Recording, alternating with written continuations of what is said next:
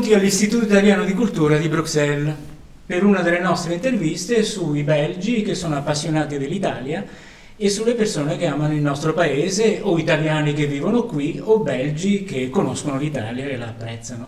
Questa sera abbiamo due invitati di eccezione.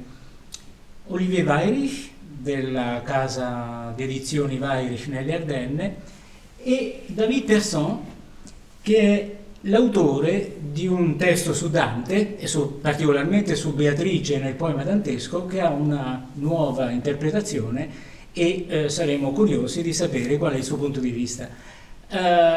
Passiamo alla lingua française. Bienvenue à l'Institut Italien de Culture de Bruxelles. Nous avons ici deux invités d'exception pour ce cycle d'entretien. Monsieur Olivier Weyrich, de la maison d'édition Weyrich dans les Ardennes, et David Persson, qui est l'auteur d'un livre très intriguant, très curieux et très intéressant sur une interprétation du personnage de Béatrice dans la Divine Comédie de Dante Alighieri, disons maintenant en anticipation de l'année de Dante qui sera donc l'année 2021. Donc bienvenue chers amis à l'Institut Italien de Culture. Merci. Et je donne tout de suite la parole à Olivier Weyrich qui m'a permis de connaître David Persson, justement. À vous. Paulo, merci de nous accueillir chez vous. C'est un plaisir de vous rejoindre et puis de vous parler d'abord de la maison d'édition. C'est ça. Qui a vu le jour il y a une vingtaine d'années au cœur de l'Ardenne, en province de Luxembourg, non loin de Luxembourg et de l'abbaye d'Orval, pour qui nous réalisons différentes publications régulièrement. Et je connais notre ami David depuis de nombreuses années, puisqu'il est journaliste à la télévision régionale de la province de Luxembourg. Et un jour, il vient frapper à ma porte avec un travail relativement important, une étude qu'il était en train de réaliser, et il me présente un premier volume très conséquent de ses travaux, très intriguant et aussi très complexe, avec à la clé une découverte dont il parlera mieux de moi. Et puis, après plusieurs échanges et réflexions avec lui, il a fallu lui faire prendre conscience que son travail était tellement volumineux qu'il fallait le rendre accessible. Et David a fait un gros travail qui a duré au moins 5 ans depuis que je le connais, et certainement plus en amont. Et le travail et la publication qu'il nous présente ici est vraiment une synthèse pour le rendre accessible. Je pense qu'on peut davantage développer pour mieux comprendre le travail et son cheminement de réflexion. Et je pense que les premiers lecteurs auront tellement de questions que ça méritera un éclairage encore plus grand. Mais c'est une chance d'avoir eu un auteur comme David qui fasse une découverte comme celle-là et qui a une sensibilité parce qu'il y a une proximité avec l'abbaye d'Orval. Très clairement, je pense que... Enfin, il nous en parlera mieux, mais la situation géographique... Voilà. C'est un mélange de littérature et de géographie. Tout à fait. Dire. Mais Olivier, ce que je veux, avant de donner la parole donc à David, quel est votre rapport avec l'Italie? Pourquoi vous êtes si intéressé à l'Italie et la privilégiée dans vos éditions? Alors, c'est un cheminement d'abord. C'est la création d'une maison d'édition...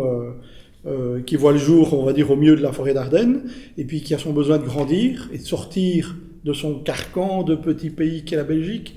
Et puis quand on travaille sur une édition francophone, on est sur un public plus restreint.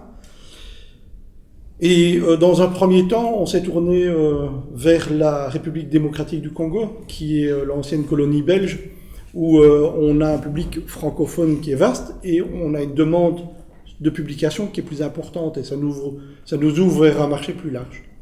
Et puis, dans le cheminement du développement de notre catalogue, sont apparus des titres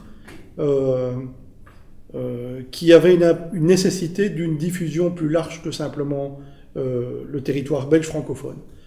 Et clairement, avec la proximité de l'abbaye d'Orval, on s'est tourné vers des sujets qui ont fatalement un intérêt pour l'Italie. Et donc, on n'a pas contourné l'obstacle, on en a fait une opportunité, et il se fait que les Belges et l'Italie aussi ont ont une histoire commune des Et épisodes. beaucoup de sympathie aussi. En plus. Sans doute. Dû non seulement à la présence importante des descendants d'immigrés italiens, mais depuis que je suis ici, ça fait une année que je suis ici, j'ai vraiment remarqué dans les gens de la rue, ou des gens que je connais, que je rencontre, beaucoup de sympathie pour l'Italie, et c'est peut-être à cause de ça aussi que cette heureuse coïncidence a eu lieu. Mais puis, il y a une grande amitié avec les Italiens d'une manière générale. Dans sa vie d'étudiant et sa vie professionnelle, on en rencontre beaucoup. Mon attaché de presse vit avec un Italien, et donc de tous côtés, on a des attaches avec les Italiens. Donc il n'y avait pas de raison de ne pas saisir l'opportunité de collaborer avec des futures maisons d'édition qui vont pouvoir prendre le relais de ce qu'on fait ici en Belgique, et puis avec votre institut et l'ambassade. Quelques projets sur de nouvelles éditions. Je sais que vous avez un chantier, pas exactement un chantier, vous avez déjà débuté avec une nouvelle maison d'édition ou les éditions du Sablon. Exactement. Donc on crée une nouvelle enseigne sur Bruxelles qui s'appelle les éditions du Sablon. Et les premiers titres viennent de paraître. Voilà. 4 nouveaux titres. Et nous avons des projets de publication qui sont en préparation et des collaborations à venir. Je pense qu'on en reparlera encore plus amplement. Très bien. Alors, passons au sujet passionnant de cette séance. Béatrice. Alors, Béatrice, enfin, tous les Italiens, ça fait partie de la connaissance commune, était, ce qu'on a dit, ce qu'on a appris à l'école, était un personnage réel, qui était donc la femme idéalisée de Dante. Alors David, j'ai bien lu votre passionnant livre et votre thèse, qui est une thèse innovative, comme je disais tout à l'heure, mais surtout pour un Italien, c'est un petit peu, comment dirais-je, c'est toujours difficile de interpréter ou de trouver une nouvelle idée dans, si je peux me permettre, vis-à-vis de Dante, d'un monstre sacré qui est Dante Alighieri. Alors, expliquez-nous quelle est votre thèse sur Béatrice. Alors la thèse, malheureusement pour les Italiens, je vais dire, elle va opposer 2 icônes.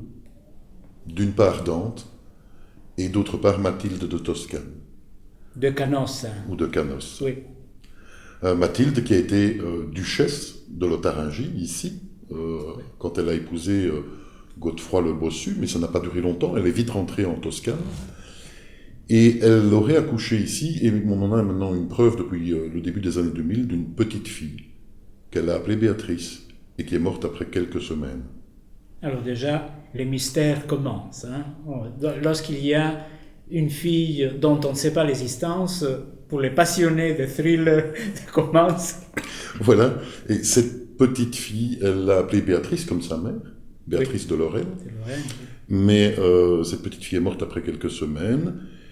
Et ce que cache Dante dans son texte, c'est que cette petite fille n'est pas la fille de son mari, mais serait la fille d'Hildebrandt, le futur Grégoire VII. Ben oui, nous entrons dans un terrain, disons, plutôt intéressant et tout à fait mystérieux. Et donc, pourquoi Dante aurait eu cette idée, donc, de célébrer, ne serait-ce que sous un message caché, Hildebrandt? Alors, il ne célèbre pas Hildebrandt, il l'accuse des pires maux, et c'est tout à fait dans la lignée de son démonarchia. Il ne supporte pas les agissements de l'Église théocratique, celle qui veut à la fois gouverner le spirituel, mais aussi le temporel, et qui prend à l'empereur son rôle. Pour Dante, le rôle de l'empereur est aussi de droit divin. Tout à fait.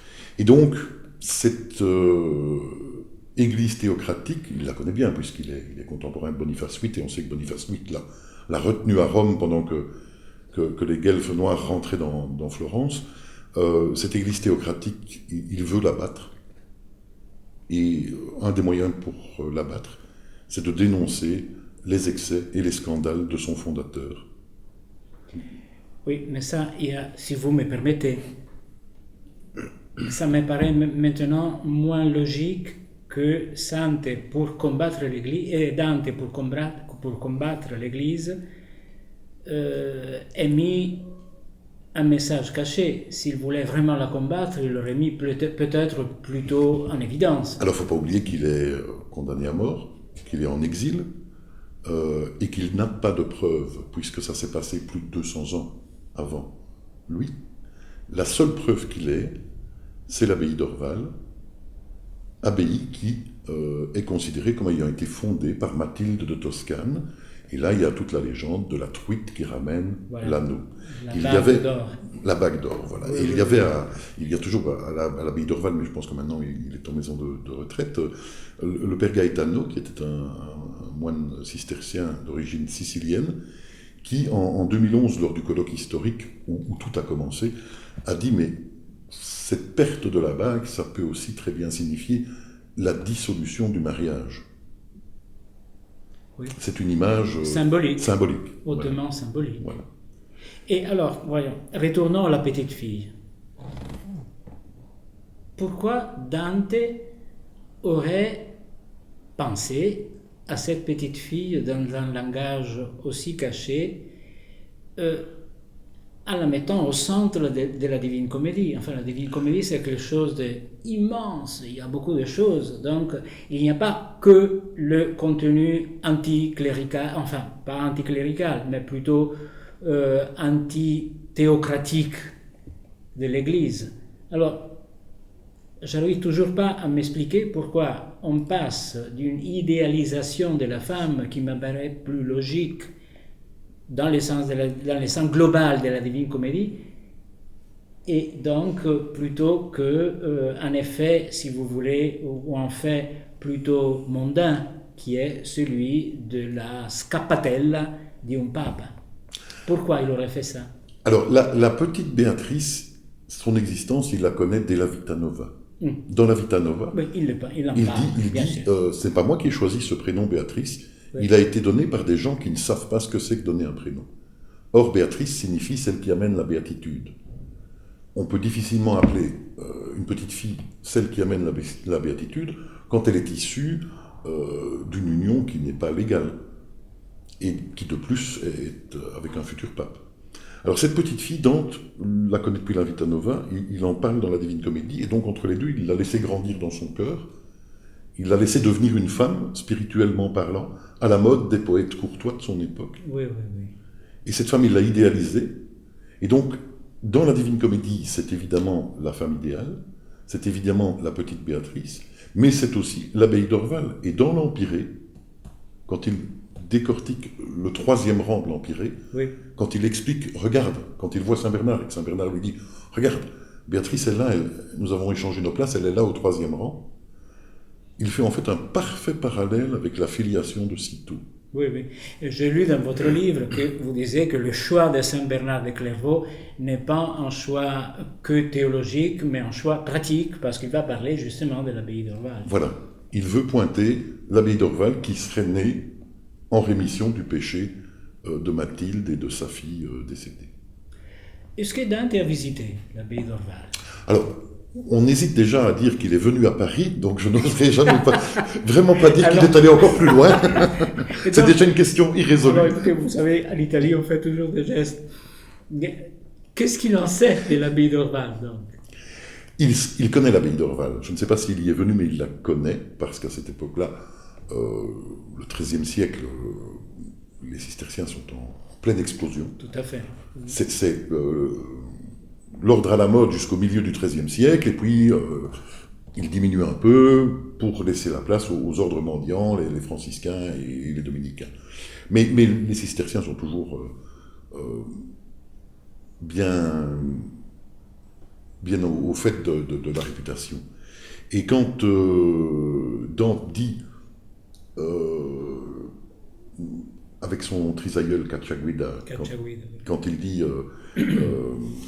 cet arbre à 5 troncs ne grandit que par ses feuilles, il parle de l'ordre cistercien, puisqu'il y a 5 abbayes filles dans l'ordre de Cîteaux, qui toutes essaiment de feuille en feuille, et il dit qu'il jamais une feuille n'a perdu, ou jamais n'a perdu une feuille, je ne sais plus. Or, juste avant la naissance de Dante, Orval a failli disparaître, parce qu'Orval a connu un très grave incendie, qui est très très peu documenté, mais qui est quand même certain. Vous en parlez dans votre livre. Voilà, et Orval a failli disparaître, et donc quand il dit qu'il jamais ne feuille perd, c'est déjà pour moi un signal, tiens, une feuille a failli tomber. À l'époque de Dante, on n'imagine même pas que ces abbayes se termineront un jour. On considère qu'elles vont être éternelles. Et personnellement, vous, comment sortez-vous du livre? Est-ce que vous êtes... Je viens de le lire. Je l'ai lu en 2 jours avant de me coucher. Parce qu'évidemment, je trouve que c'est le bon moment pour le mystère, justement la nuit qui engendre le mystère. Je trouve cela passionnant. Je n'ai pas visité Orval et du moins cela m'a donné beaucoup de curiosité d'y aller. Dante, évidemment, un langage caché dans toute la Divine Comédie, donc théoriquement, il me semble tout à fait cohérent avec les messages dont il parsème la Divine Comédie, qu'il y ait quelque chose de ce genre. Je me demande s'il y a aussi quelque chose de plus, pardonnez-moi le grand mot, ésotérique dans tout cela. Vous avez quelque chose à ce propos à commenter? Alors c'est un mot qui est C'est un grand mot, bien sûr. Oui, et qui a une connotation assez négative, en tous les cas en français, depuis certaines recherches au XXe siècle, donc on va faire attention. Je pense qu'à partir du moment où on définit l'ésotérisme comme un message destiné à seulement quelques initiés... C'est ça, je me réfère à René Guénon, voilà, à son livre voilà. L'ésotérisme de Dante, bien sûr, c'est quelque chose de... Alors là, évidemment, Dante est ésotériste, et pour le comprendre, il faut être ésotériste. Et il faut chercher dans ces messages cachés qu'il a pu dissimuler, parce que on n'écrit pas 14 233 vers uniquement pour épater la galerie. Tout à fait. Et puis, vous expliquez aussi dans votre livre, j'étais très intéressé à ça, à une autre numérologie qui est pas... Enfin, vous avez trouvé aussi des relations qui ne sont pas très connues. 3, 9, bien 18, sûr. 27, oui. Voilà. Il y a une séquence. Il y a une séquence, et en lisant le banquet, en français c'est le banquet, le convivio en italien, oui. J'ai remarqué que dans la 4e partie, Dante insiste très très fort sur le mot valore, qui revient même 3 fois en 3 lignes, oui. Et en même temps il explique comment faire une rime, au singulier, âpre et subtile. Et quand on décode cette partie-là, mais c'est vraiment très ardu, en fait, il nous invite à jouer avec le mot valore et ses syllabes, et à en faire oreval, à inverser les deux syllabes. C'est passionnant. Enfin, ça, il faut le trouver. Hein. Alors, valore, en plus, il est dans la Divine Comédie. Bien sûr. Mais il est 3 fois dans l'enfer, 9 fois dans le purgatoire, et 18 fois dans le paradis. Pour moi, ça ne peut pas être casuel. Oui, tout à fait. Vous savez, je suis passionné. J'ai passé 4 ans à Paris, de très belles années, dont j'étais passionné de l'argot parisien et des inversions de mots. Et alors, disons, Dante a en quelque sorte anticipé le langage de Gênes qui est le langage contemporain. Alors, il a un exemple avant lui, c'est Tristan et Iseux. Oui. Puisque Tristan, dans certains chapitres, se fait appeler Tantris. Tellement triste. Et dont on parle juste avant de faire Valor et Oreval dans la Divine Comédie, il dit voilà, Tristan et Iseux, les amoureux malheureux. Donc il connaît ce texte. Donc, enfin, on pourrait en parler pendant des années. Évidemment, Dante était passionné de ses amours difficiles. Ouais, il suffit de penser à Paolo et Francesca. Mais enfin, je pense que vous avez donné beaucoup de matière pour imaginer ou chercher à comprendre quel est encore le sens caché dans la Divine Comédie. Et Olivier, est-ce que vous avez quelque chose à ajouter une fois qu'on a donc décelé cette possibilité? Peut-être c'est ça qui vous a... j'annonce certainement une édition augmentée quand notre ami ici David aura eu l'occasion de rencontrer, je veux dire, lors de conférences, des arguments contradictoires, la nécessité de s'expliquer, d'enrichir le document, il va pouvoir trouver plus de densité. Je pense que cet ouvrage est un premier contact avec sa découverte et qu'il y a plus à dire encore. Mais il faut d'abord entrer dans l'énigme, on va dire, en tous les cas dans sa première lecture. Et je pense que David a d'autres choses à nous réserver. Il faut, de toute façon, la première chose à faire, c'est traduire ça en italien. Il faut faire exactement. Qui sait si ce défi sera donc cueilli par l'Institut italien de culture de Bruxelles. Alors, vous voulez ajouter quelque chose, David, pour les gens qui nous suivent? Pour inciter à lire, c'est que la lecture que je propose permet une lecture vraiment transversale de l'œuvre, du plus bas de l'enfer, où on a Lucifer qui figurerait Hildebrandt Grégoire, jusqu'au sommet de l'Empyrée, où Béatrice rayonne. Et voilà, la lecture permet, et au passage d'expliquer le fameux vers initial du chant 7 de l'enfer, Pape Satan Alep. Oui.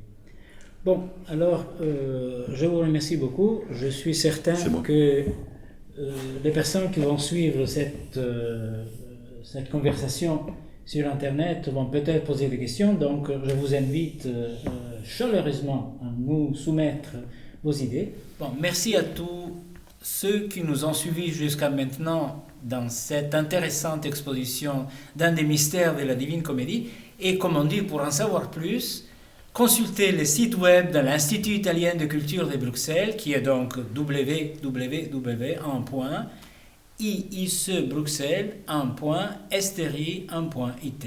Grazie infinite a tutti coloro che ci hanno seguito fino adesso per questo appassionante mistero, uno di più della Divina Commedia, e per saperne di più consultate il nostro sito web www.iicbruxelles.esteri.it.